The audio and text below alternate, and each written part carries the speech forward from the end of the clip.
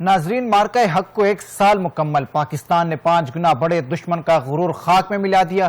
D G I S P R lieutenant general Ahmed Sharif Chaudhry نے کہا، پاک فضائی اور بحریہ کے حکام کے ہمراہ پریس کانفرنس کرتے ہوئے بھارت کے دہشت گردی بیانے کو ہمیشہ کے لیے دفن کر دیا۔ بھارت 1 سال بعد بھی پہلگام واقعے کا کوئی ثبوت پیش نہ کر سکا۔ مزید تفصیلات اس رپورٹ میں۔ پاکستان ہمیشہ زندہ باد۔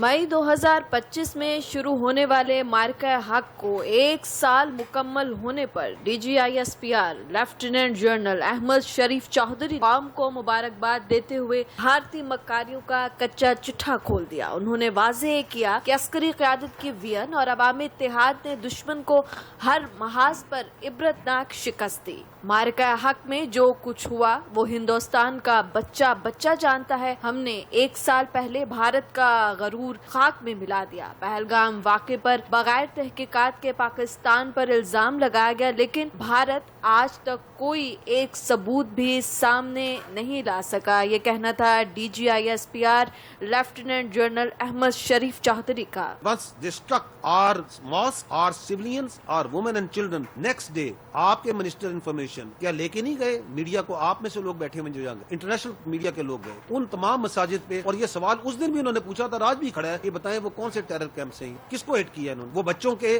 وہ خواتین کے، وہ بوڑھوں کے، وہ سیولینز کے چہرے آج بھی سب ہیں، یعنی سب کے سامنے۔ تو یہ جو ڈرامہ ہے دہشت گردی کا، یہ ہمیشہ کے لیے دفن ہو۔ Nobody buys this۔ یہ جو گند، یہ جو واہیات قسم کا ایک ڈرامہ انہوں نے لگایا ہوا ہے بار بار کہ جی یہ دہشت گردی کرتے ہیں، دہشت گردی کرتے ہیں، اور تم خود ہو سب سے بڑے دہشت گرد۔ D G I S P R نے 2 ٹوک الفاظ میں کہا کہ کشمیر بھارت کا اندرونی معاملہ نہیں بلکہ اقوام متحدہ کی قراردادوں کے مطابق ایک عالمی سطح پر تسلیم شدہ تنازع ہے۔ انہوں نے بھارتی سیاستدانوں کو جنگجو قرار دیتے ہوئے کہا کہ بھارت اپنے اندرونی مسائل سے توجہ ہٹانے کے لیے فالس فلیگ آپریشنز کا سہارا لیتا رہا ہے، جس میں معصوم بچوں اور خواتین کو نشانہ بنایا گیا۔ ہوائی مارکے کی تفصیلات بتاتے ہوئے air vice marshal Tariq Mahmood Ghazi نے انکشاف کیا کہ پاک فضائیہ نے چند ہی منٹوں میں اسکور 0-8 کر دیا۔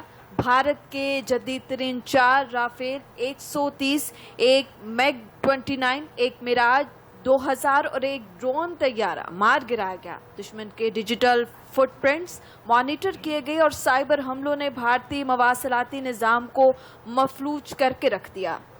ان کے جو ٹاپ لائن فائٹرز تھے، اور ود ان منٹس ہم نے دیکھا کہ اب جو مجھے کہنا پڑے گا کہ اب ہم 8-0 پہ ہیں، اور ہماری کنفرمڈ کلز جو ہیں وہ 4 رافیلز، 1 سو-30، 1 MiG 29، 1 میراج 2000 اور ایک expensive multi role unmanned system also. سمندری حدود کے دفاع پر بات کرتے ہوئے ریئر ایڈمرل شفاعت علی نے کہا کہ بھارتی بحریہ کو پاکستانی پانیوں کا رخ کرنے کی ہمت نہ ہوئی۔ ہماری ساحلی تنصیبات اور بندرگاہیں پوری طرح فعال رہیں۔ ان کو یہ نہیں پتا کہ اب جیسے آپ نے دیکھا اب نہ صرف ہمارے ہتھیاروں کی رینج بڑھ گئی ہے بلکہ ہتھیار لے جانے والے پلیٹ فارمز کی رینج بھی بڑھ گئی ہے۔ تو دس از ناٹ ایز ایزی کہہ دینا کہ کراچی کو پہلے بھی تھریٹن کر رہے تھے اور اب آئندہ بھی کر لیں گے۔ وش کہ وہ یہ کام کر کے دیکھیں۔ اٹس ناٹ کہ کراچی کو وہ تھریٹن کر سکتے ہیں۔ We have so many other places where we can actually strangle them۔ Press conference میں انکشاف کیا گیا کہ افغانستان کی سرزمین فتنۃ الہندوستان کے خارج پاکستان کے خلاف استعمال کر رہے ہیں، تاہم آپریشن غضب للحق کے بعد دہشت گردی کے واقعات میں نمایاں کمی آئی ہے۔ D G I S P R نے پیغام دیا کہ پاکستان کی قیادت، فوج اور عوام متحد ہیں